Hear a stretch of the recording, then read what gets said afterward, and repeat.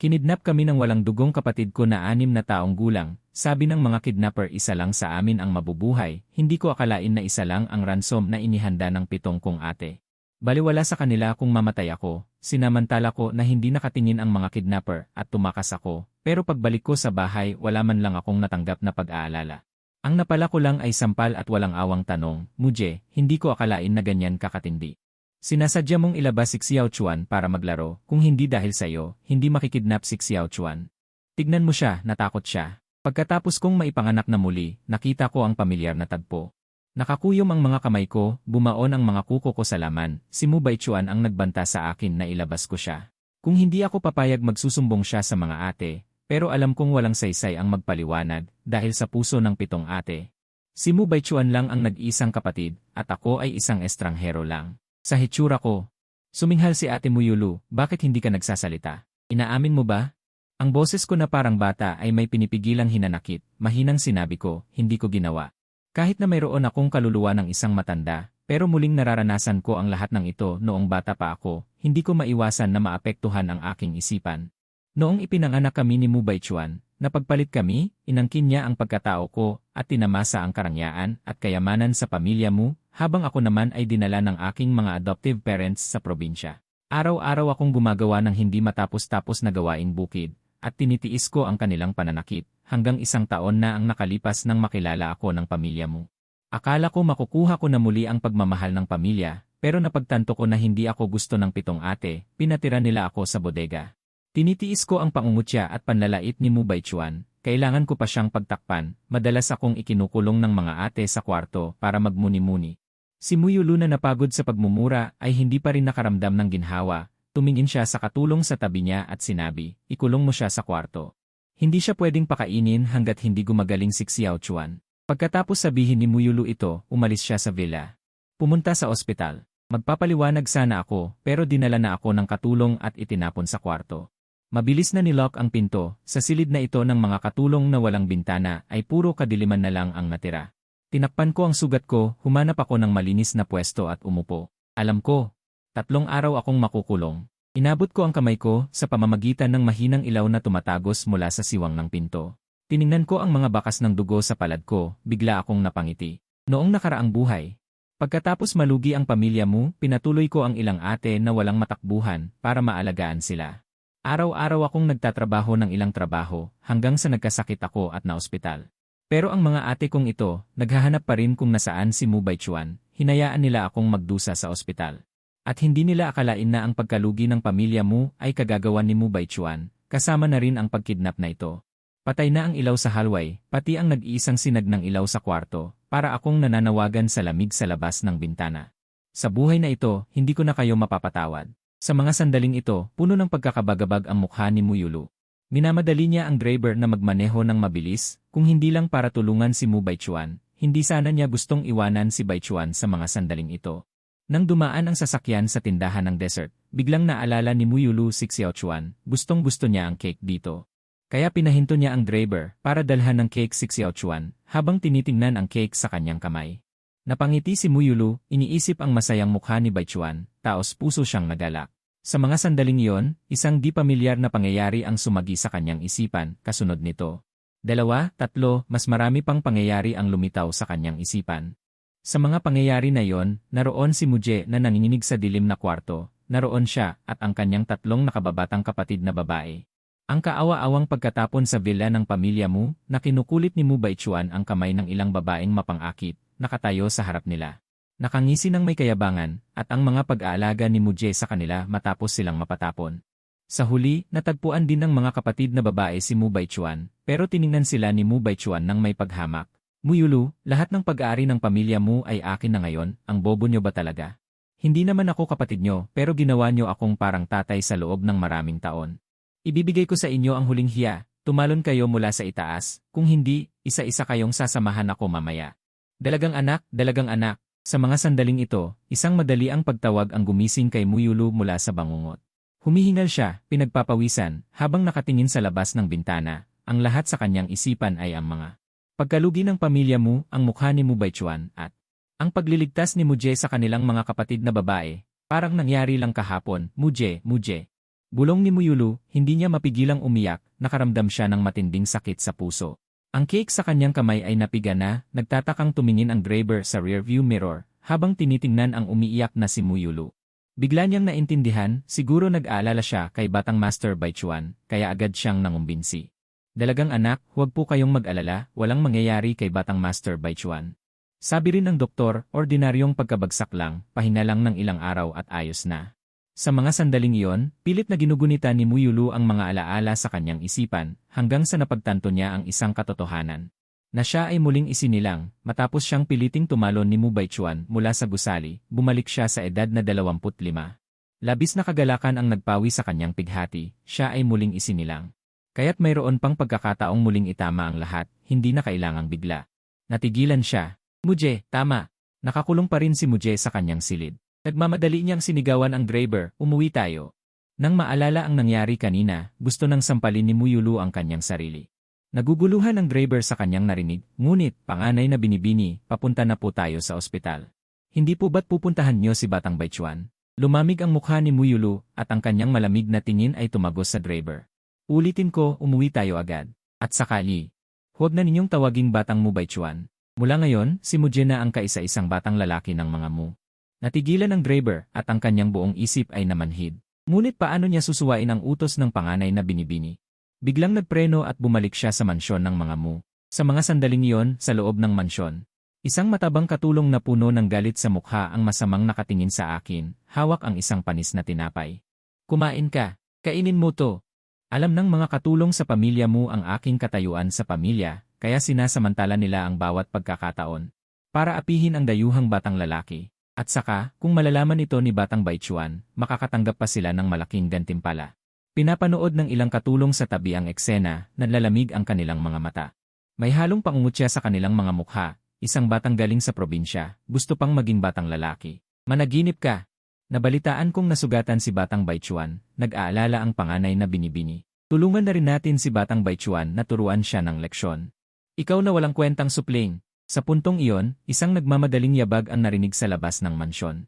Kasunod nito, ang figura ni Muyulu ay sumugod na parang hangin. Ngunit hindi niya inaasahan na makikita niya ang eksenang ito pagkapasok niya.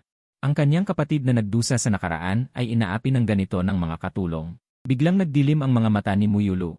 Nanginginig sa galit, sumigaw siya, tigil. Anong ginagawa ninyo? Nang marinig ito ng mga katulong na umaapi sa akin, natigilan silang lahat.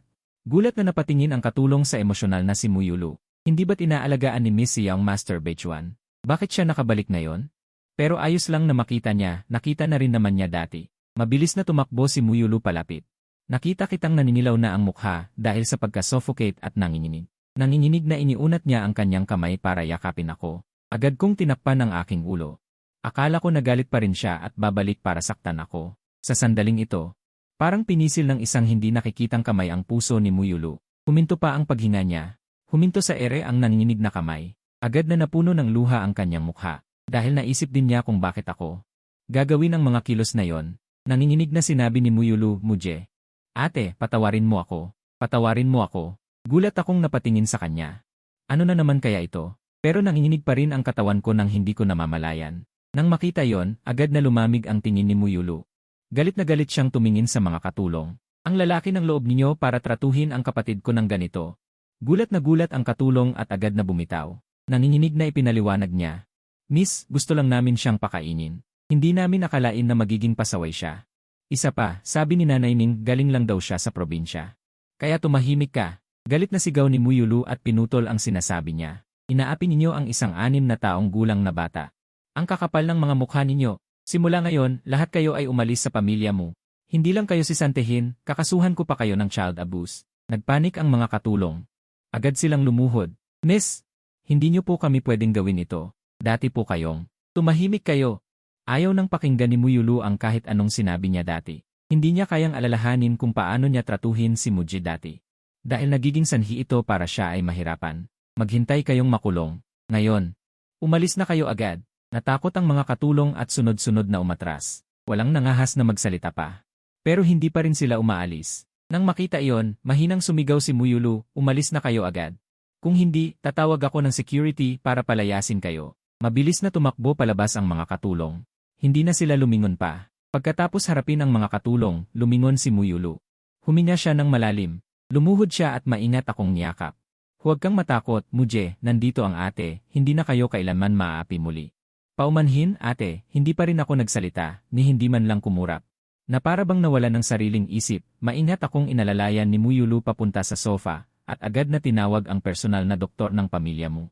Sa sandaling iyon, isang sariwang tawanan ang umalingaw-ngaw, masayang pumasok ang pangalawang ate na si Muyue habang sumasayaw. Pagkapasok pa lang ay sumigaw na siya, ate, okay na si Baichuan. Sabi niya gusto raw niya ng cake, bibili ako mamaya. Ngunit nang makita niya ang mga naguguluhang katulong, nagtataka siyang nagtanong, ate, anong nangyari? Mahinahong sabi ni Muyulu, alam mo ba kung anong ginawa nila? Inaabuso nila si Muje.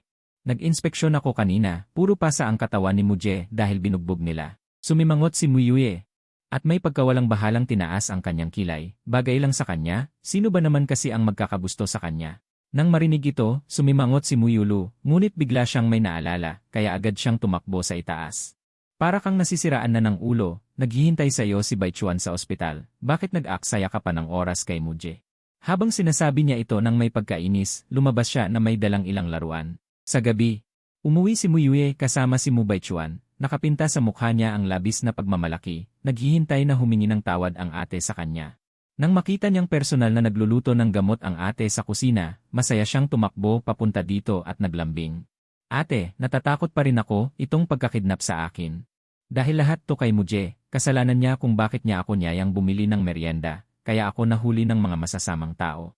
Sumang-ayon din si Muyue sa tabi, na, ate. Palaging dinadala ni Muje si Xiaochuan sa mga mapanganib na lugar, kaya nagdusa ng husto si Xiaochuan.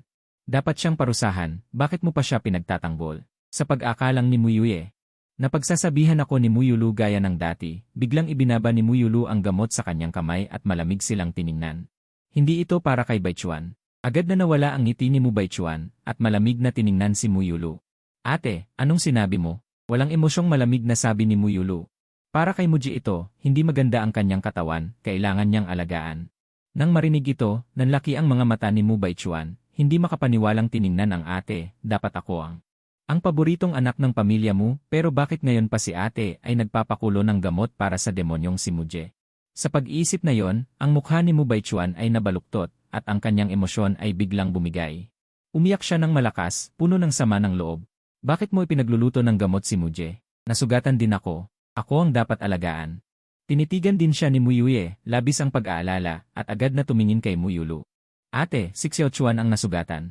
Siya ang higit na nangangailangan ng atensyon. Tinitigan sila ni Muyulu ng malamig, at isang pakiramdam ng pagkayamot ang bumangon sa kanyang puso. Alam niya na ito ay kaugalian na naipon sa paglipas ng mga taon, ngunit hindi na niya balak na magpatuloy sa pagiging sanay dito. Kaya malamig niyang sinabi, kapatid ko rin si Muje. Mas malala ang kanyang sugat. Nang marinig ito, umiyak si Mu Baichuan ng mas malakas, at si Muyue ay puno ng pagkabalisa. Hindi niya alam kung bakit iba na si ate kaysa dati. Hindi pinansin ni Muyulu ang kanyang kapatid at lumingon kay Mu Baichuan at sinabi, Baichuan, tutulungan kitang hanapin ang iyong mga tunay na magulang. Dapat kang bumalik sa piling nila. Natigilan si Mu Baichuan, tila may napagtanto, at biglang namutla ang kanyang mukha. Sumigaw siya ng may bahagyang takot at pagkabalisa, ayoko. Ayokong bumalik. Ayokong bumalik sa ganoong kahirap na pamilya. Naalala niya na may nagsabi dati na napakahirap ng kanyang tunay na mga magulang at napakasama ng kanilang mga kondisyon sa pamumuhay. Kung papabalikin siya sa ganoong pamilya, paano pa niya magagawang mamuhay tulad ng kasalukuyan na may ganitong marangyang buhay sa pamilya mo? Nag-alala rin si Muyue at sinabi, ate, nababaliw ka na ba ngayon? Bakit nagkaroon ka ng ganitong ideya? Pagkatapos niyang sabihin ito, agad niyang inalo si Mu Baichuan, Baichuan, magtiwala ka. Dito ang tahanan mo. Hindi ka pababayaan ni ate na umalis. Ngunit sinabi ni Muyulu nang walang anumang pagpapahintulot na pagdesisyonan na ang bagay na ito. Hahayaan kong hanapin kaagad ng aking assistant ang iyong tunay na mga magulang. Pagkatapos niyang sabihin ito, inilabas ni Muyulu ang kanyang cellphone at mabilis na tinawagan ang kanyang assistant. Nang makita ito ni Mu Baichuan, umiyak siya ng mas malakas at desperadong hinahampas ang manggas ni Muyue. Ate, tulungan mo ako. Ayokong umalis sa pamilya mo. Hindi ko kayang mamuhay sa ganoong kahirapan. Tinitigan ni Muyue si Muyulu. Hindi makapaniwalang sinabi, ate, talagang papaalisin mo si Baichuan. Kapatid natin siya na lumaki nating kasama. Siguradong may sinabi si Muje sa'yo. Sa madaling salita, hindi ko papayagan na paalisin mo si Baichuan. Pagkatapos niyang sabihin ito, binuhat niya si Mu Baichuan at umakyat sa itaas. Tumingin si Mu Yulu sa kanilang likuran at bumuntong hininga, tila masyado siyang nagmamadali. Ngunit hindi na mababago ang bagay na ito. Pagkalipas ng kalahating oras, nagmadaling dumating ang doktor sa bahay ng mga Mu.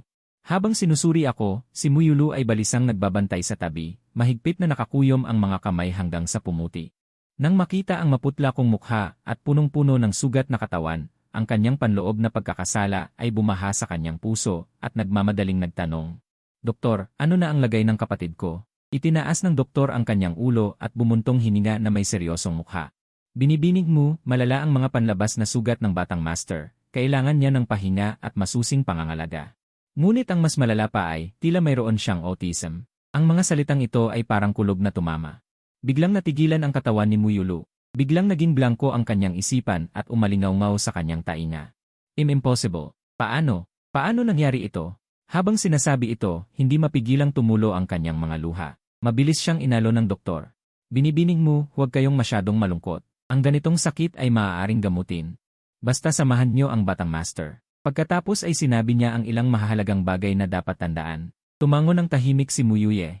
Isinapuso ang bawat salita ng doktor, hindi naglakas loob na palampasin ang anumang detalye. Sa kabilang banda, nang hindi napapansin ng panganay na kapatid, palihim na pumasok si Mu Yue sa kusina at nagbuhos ng isang pakete ng puting pulbos sa sabaw. Isang nagtatagumpay na ngiti ang lumitaw sa kanyang mukha. "Muje, ikaw na mapanlinlang. Tinatawag kitang mapanlinlang sa harap ng aking kapatid. Ngayon, lalagyan kita ng kaunting pampalasa." Sa sandaling ito, biglang tumunog ang cellphone ni Mu Yulu. Nang makita ang tawag mula sa kanyang assistant, huminga ng malalim si Mu Yulu. Lumayo siya at sinagot ang telepono. Sa sandaling ito, galit na tumakbo si Mu Baichuan mula sa gilid. Nang makita ang kanyang panganay na kapatid na palaging nagmamahal sa kanya na inaalagaan si Mu Je, bigla siyang napuno ng inggit. Tumingin-tingin sa paligid, bigla niyang nakita ang isang mangkok ng bagong pakulong gamot sa kusina. Tumakbo siya sa kusina na may masamang intensyon. Kinuha niya ang mangkok ng gamot at walang pag-aalinlangan itinaas ang kanyang ulo at ininom ito. Pagkatapos inumin, nagtatagumpay niyang pinahid ang kanyang bibig at sinabing, "Hindi niyo ako ipinagluluto ng gamot kaya inumin ko ito." Ngunit hindi pa nagtatagal matapos niyang inumin ang gamot. Biglang nakaramdam siya ng matinding sakit sa kanyang tiyan. Bigla siyang namutla at bumagsak sa sakit. Sa sandaling ito, nang marinig ni Mu Yulu ang sigaw ng kanyang kapatid, biglang kumabog ang kanyang puso. Agad niyang ibinaba ang telepono. Mabilis siyang tumakbo sa silid. "Muje, anong nangyari sa'yo?" Ngunit nang makita niya si Mu Baichuan na nakahiga sa lupa, nagulat siya. Ngunit bigla niyang napagtanto na ang problema ay nasa gamot. Biglang lumundag ang kanyang puso sa kanyang lalamunan. Nagmamadali siyang tanungin, "Uminom ka ng sabaw?" Tumango si Mu Baichuan na nakakulot sa sahig. "Ininom ko ang gamot na ipinagluto mo para kay Muje. Ate, tulungan mo ako agad." Bumilis ang tibok ng puso ni Mu Yulu, biglang may takot na bumalot sa kanya. Agad siyang lumingon at tumakbo papunta sa pintuan ng aking silid. Habang kumakatok sa pinto, sinabi niya, "Muje, pakinggan mo ako. Hindi ka sasaktan ng ate." Nang marinig iyon, tahimik akong lumapit sa pintuan at dahan-dahang ikinandado ito. Ang mahinang kalansing na iyon ay parang isang mabigat na kulog na sumabog sa puso ni Mu Yulu. Natigilan siya. Para bang may bagay na brutal na pumunit sa kanyang puso. Malinaw na gusto niyang itama ang mga pagkakamali ng nakaraan. Ngunit napagtanto niyang hindi na siya basta-basta paniniwalaan ni Muje ngayon. Sa sandaling ito, dumating si Mu Yue. Nang makita si Mu Baichuan na naghihirap sa sahig, agad siyang natakot at namutla. Hindi niya inaasahan na ang sabaw na lihim niyang nilagyan ng pampurga ay maiinom ni Mu Baichuan. Agad siyang lumapit kay Mu Baichuan. Inalalayan niya ito at nag-aalalang nagtanong, "Okay ka lang ba, Xiao Chuan? Bakit mo ininom ang sabaw na yon?" Kinagat ni Mu Yue ang kanyang labi, isang bakas ng kalupitan ang sumilay sa kanyang mga mata. "Dalaga." Natagpuan na ang tunay na mga magulang ni Mu Baichuan. Handa silang bawiin ang bata agad. "Aayusin ko na ngayon." Nang marinig ito, biglang bumigat ang dibdib ni Mu Yue, para bang may malaking batong nakadagan dito, hirap siyang huminga. Natagpuan na ang tunay na mga magulang ni Xiao Chuan. Nangangahulugan ito na maaaring umalis si Xiao Chuan sa pamilya mo sa lalong madaling panahon. "Hindi pwede, hindi ako papayag." Bulong ni Mu Yue sa kanyang sarili. "Hindi pwedeng umalis si Xiao Chuan sa pamilya mo. Hindi pwede." Mahigpit na kinuyom ni Mu Yue ang kanyang kamao. Ang kanyang isip ay baliw na nag-iisip. Kung wala na si Muje, si Xiao Chuan na lang ang natitirang batang master sa pamilya mo. Hindi kaya hindi na ipapaalis ni ate si Xiao Chuan. Nang maisip ito, umisi si Mu Yue. Plano na niya ang susunod na gagawin. Kinabukasan ng madaling araw. Samantalang hindi nakatingin ang mga kasambahay, palihim na pumasok si Muyue sa aking silid. Tinitigan niya ang aking payat na katawan. Puno ng hinanakit ang kanyang mga mata. Hindi na siya nag-isip pa at buong lakas niya akong binuhat. Hindi ako lumaban, malamig ko lang siyang tinitigan. Nagulat si Muyue sa aking tingin. Ngunit nang maalala ang kalagayan ni Xiao Chuan, kinagat niya pa rin ang kanyang labi at galit na sinabi, "Ikaw na galing sa probinsya. Nakakainis ka talaga. Kapag nawala ka lang, mananatili si Bai Chuan sa piling natin. Umalis ka na." Ipinasok niya ako sa likod ng kotse at tinawag ang kanyang personal na driver. Umupo siya sa harap at inutusan ang driver na magmaneho papunta sa probinsyang napagkasunduan na niya. Lumabas ang kotse sa subdivision. Unti-unting lumabo ang tanawin sa kalsada. Tumingin si Muyue sa labas ng bintana na may mapanudyong ngiti. Naniniwala siyang walang mali sa kanyang plano. Sa pagkakataong ito, si Bai Chuan na lang ang natitirang binata sa bahay. Gayunpaman, bigla siyang nakaramdam ng pagkahilo. Hindi niya alam kung bakit biglang lumitaw sa kanyang isipan ang isang kakaibang alaala na hindi kanya. Nakagapos siya sa likod ng isang lumang truck. Mahigpit na nakatali ang kanyang mga kamay at paa gamit ang lubid. May nakatakip na basahan sa kanyang bibig. Magulo ang kanyang buhok. Puno ng alikabok ang kanyang mukha, ganap na nawala ang kanyang dating ganda. May isang binata na nakaupo sa harap ng truck. Malamig ang kanyang ekspresyon. Mayroon siyang mapanirang ngiti sa kanyang mga labi. Akala mo pa rin ba ikaw yung nakataas na dalagang anak ng mayaman? Sa ganitong kalagayan mo, sino pa ang gustong kumuha sa'yo? Magpakabait ka na lang at maging asawa ng isang lalaki sa kabundukan. Natuklasan ni Muyue na ang mukha ng binata ay halos kapareho ng mukha ni Mu Baichuan. Iyon ay si Mu Baichuan pagkatapos lumaki. Bumagsak ang puso ni Muyue sa yelo. Kumalat ang takot at kawalan ng pag-asa sa kanyang dibdib. Nagpumiglas siya ng husto, umiiyak at humihikbi, ngunit walang makakarinig ng kanyang paghingi ng tulong. Bigla, iminulat ni Muyue ang kanyang mga mata at napagtanto na nakaupo pa rin siya sa kotse. Nakakahinga siya ng maluwag, ngunit nang maalala niya ang eksena kanina, puno na ng malamig na pawis ang kanyang noo. Pinahid niya ang kanyang noo at natuklasan na bahagyang nanginginig ang kanyang mga kamay. Paano nangyari ito? Paano ako magagawang gawin yon ni Xiao Chuan? Guni-guni lang. Siguradong guni-guni lang. Bulong niya sa sarili, sinusubukang pakalmahin ang sarili. Siguradong pagod lang ako nitong mga nakaraang araw. Kaya nagkaroon ako ng guni-guni. Si Xiao Chuan ay masunurin at kaibig-ibig simula pagkabata. Siya ang kapatid na pinakamamahal ko. Hindi niya ako sasaktan. Gayunpaman, habang patuloy na umaandar ang kotse, bigla siyang nakakita ng lapida sa labas ng bintana ng kotse. Ang hitsura ng lapida na yon ay eksaktong kapareho ng eksena sa kanyang panaginip. Ang batik-batik na lapida ay puno ng lumot. Ang paligid ay puno ng damo.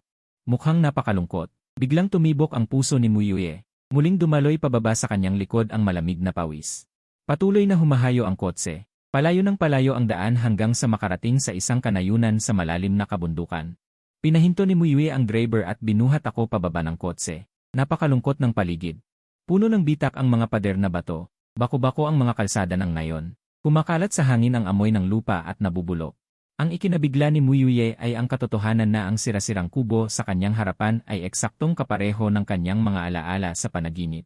Kahit ang walang lamang kulungan ng baboy sa tabi nito ay walang anumang pagkakaiba, nakatingin siyang diretsyo sa tanawing nasa harapan niya. Ang kanyang pagkabalisa sa puso ay lalong tumindi, at sa sandali ng kanyang pagkatulala, isang lalaking nasa katanghaliang gulang na may madilim na ekspresyon. At isang matipunong babae ang lumabas sa kubo, ang lalaki ay nakahalukip-kip ang mga kamay at tinitingnan ako mula ulo hanggang paa. Ito ang batang ito, payat na payat, kung hindi mo sinabing libre ito. Hindi ko talaga kukunin ang batang ito. Ang babae naman ay nakatayo sa tabi, na may bahid ng hindi ka nais-nais ng ngiti sa kanyang labi. Kung hindi talaga kaya, maaari na lamang nating ibenta sa iba habang buhay pa. Nang marinig ito, natigilan si Muyue sa kinatatayuan niya. Nakaramdam ng hindi maipaliwanag na sakit sa kanyang dibdib. Kung iwan niya si Mujie dito, ang kanyang kahihinatnan ay magiging labis na kaawa-awa. At maaari pa siyang ibenta na parang isang kalakal, saka lamang niya naalala na ako ang kanyang tunay na kapatid. Ngunit sa sandaling ito, ang mukha ni Mu Baichuan na nakangiti ay lumitaw sa isipan ni Muyue. Siya ang pinakamamahal niyang kapatid, at nakita pa niyang lumaki mula pagkabata, itinuturing na parang sariling anak. Si Baichuan ay napakabait, hindi siya maaaring umalis sa pamilya mo sa pag-isip nito. Ang mga mata ni Muyue ay naging mabangis muli, tumingala sa akin, walang emosyong umakyat muli sa itaas. Nagngangalit ang kanyang mga ngipin na nagsasabi, "Si Xiao Chuan ang aking kapatid, kaya ang pag-alis mo sa pamilya mo ang pinakamagandang pag-aayos." Pagkatapos niyang sabihin ito, lumingon siya sa mag-asawa at sinabi, "Iniwan ko na ang tao, maaari ninyong gawin ang gusto ninyo." Ngunit hindi niyo siya papayagang lumabas ng buhay sa probinsya. Pagkatapos niyang sabihin ito, mabilis siyang bumalik sa kotse nang magsara ang pinto ng kotse. Nakaramdam pa rin ng hindi komportable si Muyuye, ang mga alaala na biglang lumitaw, at ang mga eksenang eksaktong kapareho ng mga alaala. Ay masyadong kakaiba, sinikap niyang huwag alalahanin ang mga alaala na yon, sinabi sa kanyang sarili. Na ang lahat ng ito ay hindi totoo, unti-unting lumalim ang gabi, nakaupo si Muyuye sa kotse. Mahigpit na nakahawak sa upuan, ang pagkabalisa sa kanyang puso ay parang patuloy na pag-alo ng tubig, ang kotse ay bumabagtas sa kalsada sa bundok. Ngunit gaano man kahirap ang subukan ng driver, ang mga gulong ay palaging nakabaon sa putik, hindi makaalis. Tinitingnan ang gumagabi na, at ang tahimik na kapaligiran sa paligid, ang boses ng driver ay may bahid ng panginginig. Miss, parang hindi na tayo makaalis. Kinakabahang tumingin si Muyuye sa labas ng bintana ng kotse, paano nangyari ito? Nang ang dalawa ay naguguluhan. Isang nakayukong figura ang dahan-dahang lumapit mula sa gilid ng kalsada, isang dumaraang taga-baryo. Nagmamadaling bumaba ng sasakyan ang driver at nagtanong kung ano ang nangyari, Hoy. Alam niyo ba ang daan palabas? Bakit kahit anong gawin naming pagmamaneho, hindi kami makalabas? Huminto ang taga-baryo. May kakaibang tingin sa kanyang mga mata, at bumulong, may namatay na batang babae dito kamakailan. Alam iyon ng buong baryo kaya natatakot silang maglakbay sa gabi. Hindi mapakali ang kanyang kaluluwa. Palagi siyang gumagawa ng gulo, kaya kaming mga taga-baryo ay hindi naangahas na maglakad sa daang ito sa gabi. Sa narinig na yon, biglang namutla ang driver. Mabilis siyang lumingon kay Muyuye, Miss, mukhang hindi na tayo makakabalik ngayong gabi. Baka pwede tayong makituloy kina Zhangsan ngayong gabi. Si Zhangsan yung pamilyang umampon kay Muje kanina. Sa narinig niya yon, kinabahan din si Muyuye. Wala siyang nagawa kundi sundin ang suhestyon ng driver. Umikot siya pabalik sa bahay ni Zhangsan. Sa loob ng bahay, may hawak si Lilan na isang lumang damit na mabaho. Pilit niyang inaabot sa akin, magpalit ka na agad ng damit na to. Hindi ako nagsalita.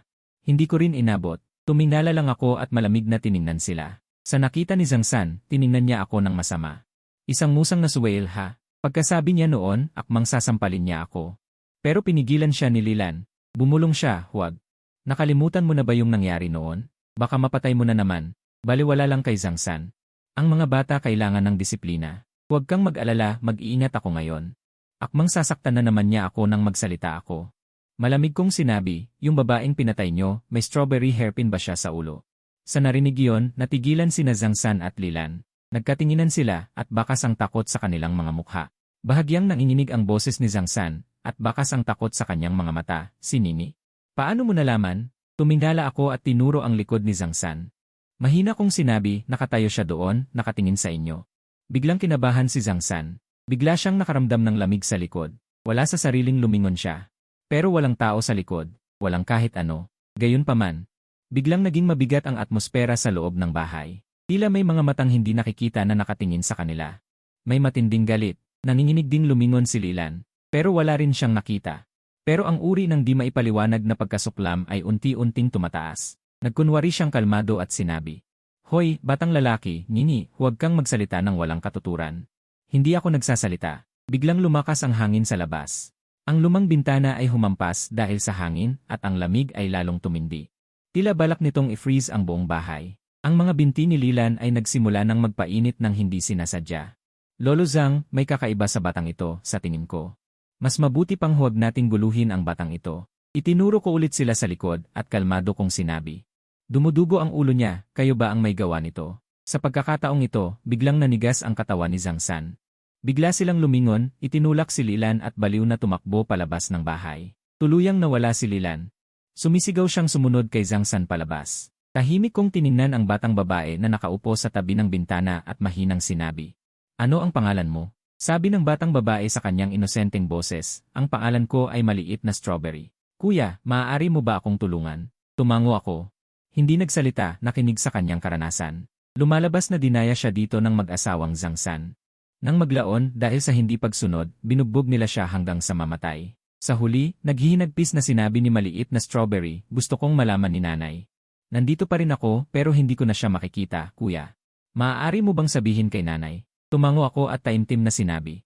Huwag kang mag-alala, maliit na Strawberry. Sasabihin ko kay nanay na naibenta ka dito. Nang marinig ito, ang mukha ni maliit na Strawberry ay nagpakita ng masayang ngiti. Ang mga luha sa kanyang mga mata ay agad na naging pasasalamat. Yumuko siya sa akin at sinabi, Kuya, salamat sa pagpayag na tulungan ako. Sa sandaling ito, narinig ko ang mga yabag sa labas. Tumingala ako. Natuklasan ko na si Muyuye at ang driver ay bumalik. Agad na sumunod ang kanilang pagtatalo sa mag-asawang Zhang San. Galit na sinabi ni Muyuye, ano ba ang problema sa inyong dalawa? Kailangan niyo pa akong pilitin na dalhin si Muje. Matagal nang patay ang batang babae na ito. Hindi na namin kayang manatili, nagmamadaling sang-ayon si Lilan. Napakasama ng batang ito. Dalhin niyo na po siya, hindi na namin kayang manatili pa. Nang marinig ito ni Muyuye, mas lalong kumunot ang kanyang noo. Malamig siyang humagikik. Lumapit sa akin, ang tingin ay puno ng paghamak, Muje. Sinasadya mo na naman ba akong takutin? Alam ko na noon pa man nalikas kang masama, kahit magpanggap ka pang mabait. Hindi pa rin mababago ang kasamaan sa iyong kalooban, sinasadya mong gumawa ng nakakatakot na kwento para matakot sila sa iyo. Gusto mo lang manakit ng tao, umiling ako. Tunay na anak, hindi ako nagsisinungaling, ang mga asul na mata ay tanda ng pagkakasala. Nang marinig ito, biglang nanginig ang puso ni Muyuye, naalala niya ang sinabi ng mga taga-baryo kanina, at ang balita kamakailan. Mayroon niyang ulat tungkol sa isang nawawalang batang babae, may strawberry clip sa buhok ang batang babae, marami ang naghahanap sa kanya matapos mawala. Bulong ni Muyuye, sabi mo ang batang babae ay tinatawag na Little Strawberry, at may strawberry clip sa buhok niya. Sinimulan niyang kumpirmahin ang impormasyon sa balita noon, tumango ako, magsasalita na sana. Nang makita ni Zhang San na nabisto na ang kanyang ginawa, itinaas niya ang kanyang kamay at sinuntok ang likod ng ulo ng driver, agad na nawalan ng malay ang driver.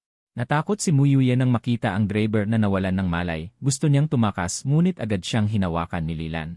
Itinulak siya ng malakas sa lupa, sumigaw si Muyuye na nakahiga sa lupa, kilala niyo ba ako?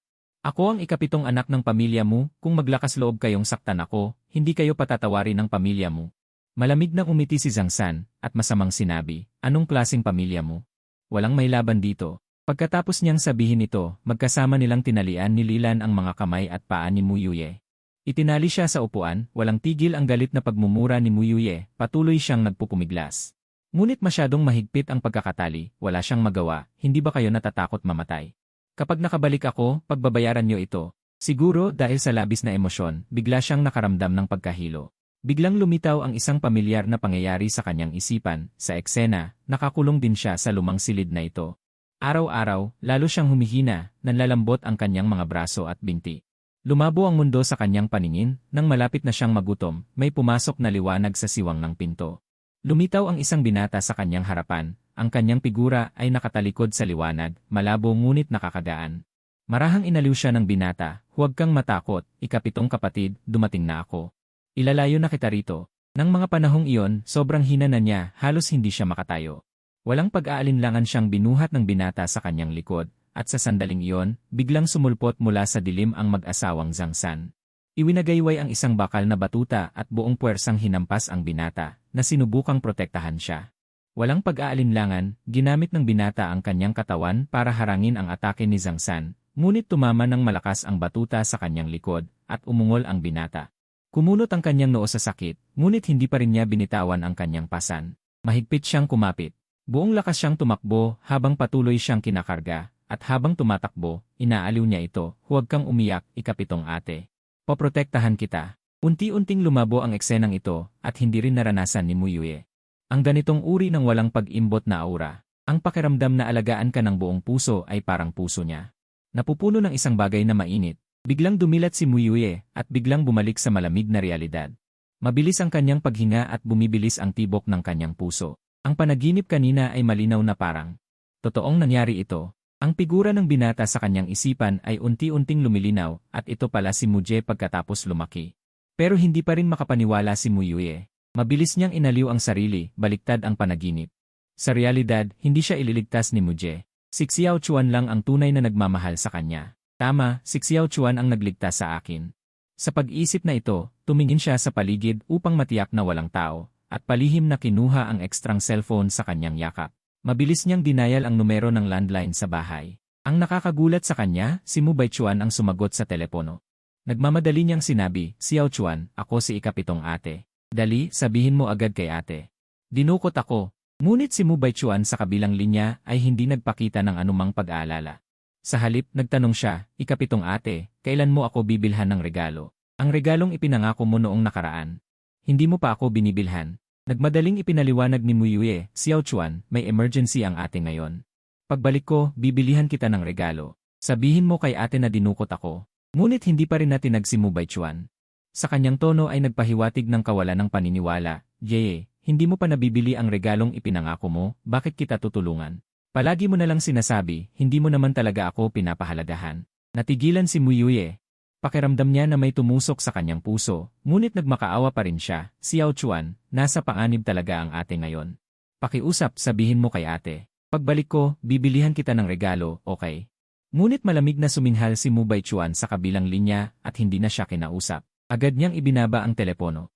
Habang pinakikinggan ang abalang tono na nagmumula sa telepono, natigilan si Mu Yue sa lugar. Dahan-dahang nahulog ang telepono sa kanyang kamay.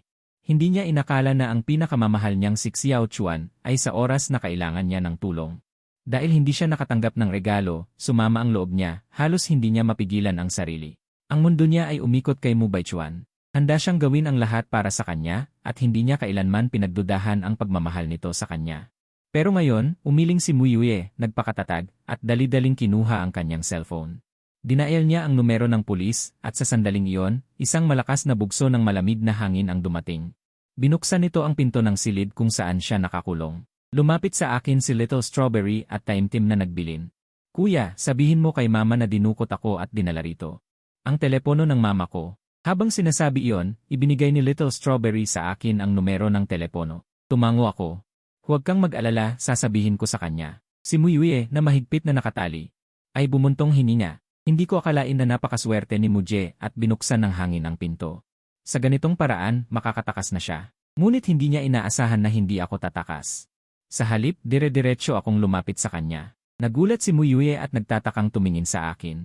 Bakit hindi ka pa umaalis? Wala akong sinabi, yumuko lang ako at mabilis na kinalagan ang mga lubid sa kanya. Pagkatapos ay mahinang sinabi, magmaneho. Ihatid mo ako pabalik. Ang tagpong ito ay nagpaalala kay Mu Yue sa tagpo kanina. Tinanggal ng bersyon ng may sapat na gulang na Mu Jie ang mga lubid niya at tinulungan siyang tumakas. At hinarang pa ang nakamamatay na atake para sa kanya. Pinigilan ni Mu Yue ang kanyang masalimuot na emosyon at dinala ako sa driver na nakakulong sa cellar. Mabilis silang sumakay sa kotse at umalis sa madilim na nayong ito. Hindi nila akalain na matagumpay silang makakalabas ng resort. Nang makarating sa mainland, nakahinga ng maluwag sina Mu Yue at ang driver. Pagkapasok pa lang nila, narinig na ang galit na sigaw ni Ate Mu Yulu mula sa hall. Hanapin! Hanapin niyo siya. Hanapin niyo si Mu Jie sa anumang paraan. Ipakilos ang lahat. Huwag palampasin ang anumang lugar. Maputla ang kanyang mukha at puno ng pulang guhit ang kanyang mga mata. Halatang halos gumuho na siya dahil sa matagal na pagkabahala. Sa sandaling iyon, tuwang-tuwa ang isang katulong at sinabi, "Nandito na si Seven Miss." Bumaling si Mu Yulu. Hindi ka inalagaan ng mabuti ng ate. Nang makitang ligtas ako, tumingin si Mu Yulu kay Mu Yue. Bumigat ang kanyang boses. "Yue, saan mo dinala si Mu Jie?" Sa nakita, nabigla si Mu Yue.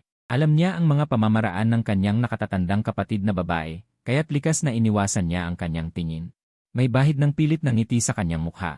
"Ate, gusto ko lang siyang ilabas para magpalamig ng ulo." Mariing tinitigan ni Mu Yulu si Mu Yue. Magpalamig ng ulo? Sa tingin mo ba maniniwala ako? Nakayuko si Mu Yue at hindi naglakas loob na tingnan ang kanyang nakatatandang kapatid na babae. Mahinang sinabi niya, "Talaga bang pinapasyal ko lang si Mu Jie para magpalamig ng ulo?" Tumingala si Mu Yulu sa driver sa likod niya at buong lakas na nagpakita ng otoridad. Matatalim ang kanyang mga mata na parang kutsilyo. "Sabihin mo sa akin kung ano ang nangyari. Mas mabuting huwag kang magsinungaling.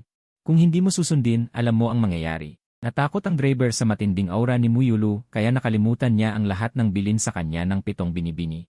Nanginginig niyang sinabi, "Binibining dalaga, ako si Pitong Binibini, siya." Gusto niyang ipadala si Mu Jie na binata sa kabundukan. Hindi ko magawang hindi sumunod. Biglang nagbago ang ekspresyon ni Mu Yulu nang marinig niya ito. Nagliyab ang naggangalit na apoy sa kanyang mga mata, at ang kanyang boses ay naging kasing lamig ng nakakakilabot na hangin. "Pito, gusto mong ipagbili si Mu Jie sa kabundukan?" Pinagpawisan ng malamig si Mu Yue. Dali-dali siyang nagpaliwanag. Hindi ko siya ipinagbili. Sa tingin ko hindi siya dapat manatili sa ating pamilya mo. Sinisira niya ito. Tumahimik ka.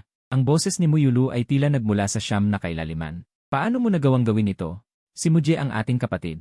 Paano mo naisip na ipadala siya sa ganoong lugar? Mayroon ka pa bang konsensya?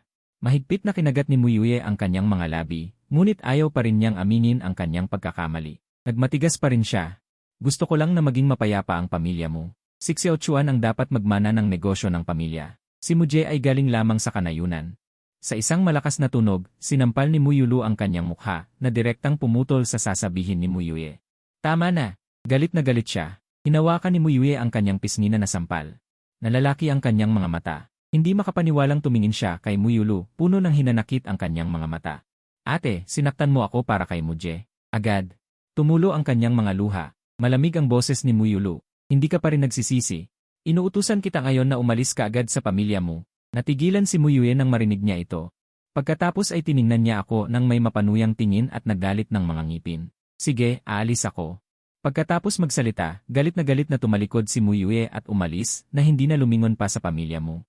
Huminga ng malalim si Muyulu, pinigilan ang damdamin sa puso at bumaling sa akin. Muje, may masakit ba sayo? Nakakunot no akong tumingin kay Muyulu. Kahit maraming akong hindi maintindihan, tinatamad pa rin akong pansinin ang aking diumanoy na katatandang kapatid. Nang makita ang itsura ko, lalong tumindi ang pagkakasala ni Muyulu. Namuo ang luha sa kanyang mga mata. Ayos lang. Palagi akong nasa tabi mo. Hindi ko nahahayaan na may manakit sayo. Matapos palayasin ng ate si Muyue, dumiretso siya sa isang malapit na marangyang hotel. Ngunit nang ilabas niya ang kanyang credit card para mag-check-in, malamig na sinabi sa kanya ng attendant, pasensya na po, ma'am. Naka-freeze na po ang card ninyo. Nagulat si Muyue at agad na napakagatlabi. Pinigilan niya ang kanyang luha at bumalikwas palabas ng hotel. Dumampi sa kanyang mukha ang malamig na hangin sa gabi, na may kasamang nakakakirot na lamig. Dahil walang mapuntahan, biglang sumagi sa kanyang isipan ang isang ideya. Si Xiaochuan. Tama, tutulungan ako ni Xiaochuan. Sa pag-isip na yon, patago siyang bumalik sa bahay ng mga Mu sa gitna ng dilim. Tahimik siyang umakyat sa labas ng bintana ng kwarto ni Mu Baichuan. Bahagyang nakabukas ang kurtina at sa pamamagitan ng salamin. Nakita niya si Mu Baichuan na nakaupo sa kama, abala sa paglalaro ng kanyang pinakagustong laruan, isang limited edition na nagkakahalaga ng 100,000. Transformers. Ito ang regalo niya noong nakaraang taon para sa kanyang kaarawan. Nakangiting kumatok siya ng mahina sa bintana. At mahinang tinawag Xiaochuan si ate to. Bumalik na si ate. Tumingala si Mu Baichuan, ngunit hindi siya agad na lumapit. Sa halip, patuloy siyang naglaro sa laruan sa kanyang kamay. Nang makita ito, nakaramdam ng panlalamig si Muyue at bahagyang nagmakaawa. Xiaochuan, magpakabait ka. Wala nang matutuluyan si ate ngayon. Siniraan din ako ng ate. Pwede bang ipahiram mo kay ate ang iyong perang naipon? Babayaran ka ni ate sa susunod, ha? Nang marinig ito, natigilan si Mu Baichuan, ngunit agad din siyang bumalik sa normal. Nagkunwari siyang hindi naintindihan ang sinabi niya. At patuloy na naglaro sa laruan sa kanyang kamay. Hindi niya pinansin si Muyue sa labas ng bintana. Natulala si Muyue habang nakatingin sa loob ng kwarto. Ang kanyang mabait na nakababatang kapatid ay abala sa paglalaro ng laruan. Ang pagpapalit-palit niya ng posisyon sa mamahaling Transformers ay tila kinukutya rin siya. Tulala si Muyue na lumabas ng bahay ng mga Mu. Naglalakad sa dilim para na ring kutsilyo ang malamig na hangin na sumasalpok sa kanyang mukha. Sa huli, nakahanap siya ng maliit na parke. Sa silya ng parke, nagkulong siya para doon magpalipas ng gabi. Tahimik sa parke. Ang tanging maririnig ay ang ugong ng hangin at ang paglaglag ng mga dahon, at ang lamig ay tumatagos sa kanyang damit, nagpapanginig sa kanya. Sa kalagitnaan ng gabi, ang katawan ni Muyue na nakakulot sa lupa ay nagsimulang mag-init, at unti-unting nahulog sa isang magulong panaginip. Sa panaginip nakita niya,